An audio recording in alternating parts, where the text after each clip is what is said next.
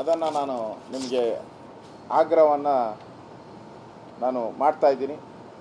ಇದು ಆ್ಯಕ್ಚುಲಿ ನಮ್ಮ ಸಂವಿಧಾನದ ಆರ್ಟಿಕಲ್ 246 ಅಡಿಯಲ್ಲಿ, ಸಂವಿಧಾನದ ಆರ್ಟಿಕಲ್ 246 ಅಡಿಯಲ್ಲಿ ಕೇಂದ್ರ ಸರ್ಕಾರ ಮಾಡಬೇಕು. ಇದು ರಾಜ್ಯ ಸರ್ಕಾರಕ್ಕೆ ಜಾತಿ ಗಣತಿ ಮಾಡುವಂಥ ಅಧಿಕಾರ ಇಲ್ಲ. ಈ ಸಿದ್ದರಾಮಯ್ಯ ಮಾಡಿದಾರಲ್ಲ, ಯಾರು ಮನೆಗೆ ಹೋಗದೆ ಸಿದ್ದರಾಮಯ್ಯನವ್ರ ಮನೆಗೆ ಕೂತ್ಕೊಂಡು ಜಾತಿ ಗಣತಿ ಮಾಡಿದ್ದೀನಿ ಅಂತ ಹೇಳಿದಾರಲ್ಲ, ಅದು ಮಾಡೋಕ್ಕೆ ಅಧಿಕಾರನೇ ಇಲ್ಲ ಅವ್ರಿಗೆ. ಜಾತಿ ಗಣತಿ ಮಾಡುವಂಥ ಅಧಿಕಾರ ಕೇಂದ್ರ ಸರ್ಕಾರಕ್ಕೆ ಮಾತ್ರ ಇರುವಂಥದ್ದು. ಆದ್ದರಿಂದ ಈಗ ಸಿದ್ದರಾಮಯ್ಯನವ್ರು ಮಾಡಿರೋ ಅಂತ ಈ ಕಳಪೆ ರೀ, ಇನ್ಮೇಲೆ ಮನೆ ಕೆಲ್ಸಕ್ಕೆ ಹೆಲ್ಪ್ ಮಾಡ್ಬೇಕು ನೀವು. ಯಾಕೆ ನಿಂಗೆ ಎಲ್ಲರ ಕೆಲಸ ಸಿಗ್ತಾ? ಕೆಲ್ಸನ ನೋವೇ, ನಾನೇ ಬಾಸ್ ಆಗ್ತೀನಿ. ಬಾಸ್ ಅದೇಗೆ? ಬಾಸ್ ವಾಲ್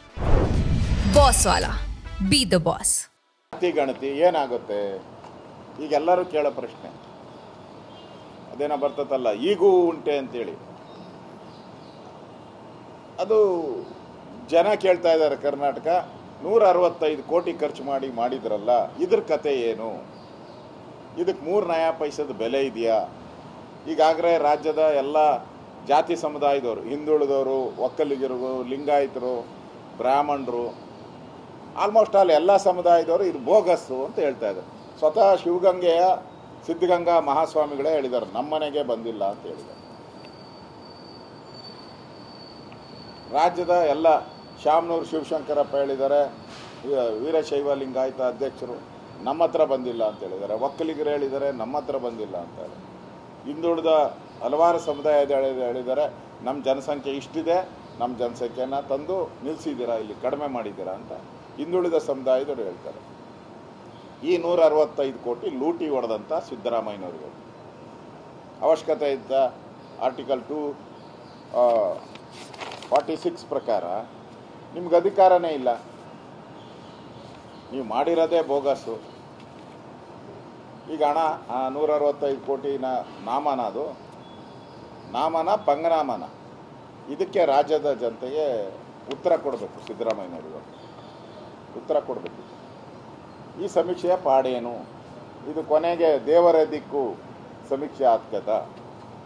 ಸಿದ್ದರಾಮಯ್ಯನವರ ಈ ಜಾತಿ ಸಮೀಕ್ಷೆ ಕೊನೆಗೆ ದೇವರ ದಿಕ್ಕು ಸಮೀಕ್ಷೆ ಆಗ್ತೈತಾ ಅನ್ನೋ ಅನುಮಾನ ರಾಜ್ಯದ ಜನತೆಗೆ ಕಾಡ್ತಾ ಇದೆ.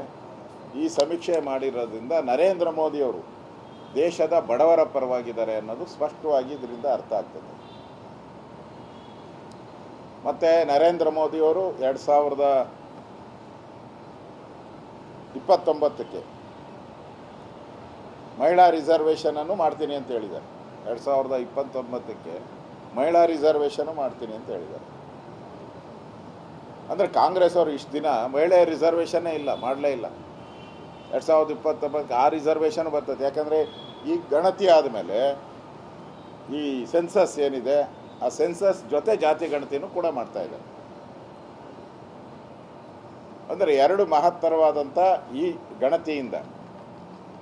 ಗಣತಿಯಿಂದ ಕೇಂದ್ರ ಸರ್ಕಾರ ಏನು ಮಾಡ್ತಾ ಇದ್ದಾರೆ, ಈ ಗಣತಿಯಿಂದ ಒಂದು ಮಹಿಳಾ ಮೀಸಲಾತಿ ಏನು ಮಾಡ್ತಾ ಇದ್ದಾರೆ, ಅದಕ್ಕೂ ಇದು ಭಾಳ ಇಂಪಾರ್ಟೆಂಟು. ಮತ್ತು ಯಾವ ತುಳಿತಕ್ಕೆ ಒಳಗಾದಂಥ ಸಮುದಾಯ ಇದೆ ಅವ್ರಿಗೂ ಕೂಡ ನ್ಯಾಯ ದೊರಕಿಸ್ಕೊಡುವಂಥ ಒಂದು ದೇಶದ ಇತಿಹಾಸದಲ್ಲಿ ಸುವರ್ಣಾಕ್ಷರದಲ್ಲಿ ಬರೆಯುವಂಥ ಒಂದು ಒಳ್ಳೆಯ ಕೆಲಸವನ್ನು ನರೇಂದ್ರ ಮೋದಿಯವರು ಈ ದೇಶಕ್ಕೆ ಕೊಟ್ಟಿದ್ದಾರೆ. ರಾಜ್ಯದ BJP ಪರವಾಗಿ ನಾನು ನರೇಂದ್ರ ಮೋದಿಯವರಿಗೆ ಹೃದಯಪೂರ್ವಕವಾದಂಥ ಅಭಿನಂದನೆಗಳನ್ನು ಸಲ್ಲಿಸ್ತಾ ಇದ್ದೀನಿ.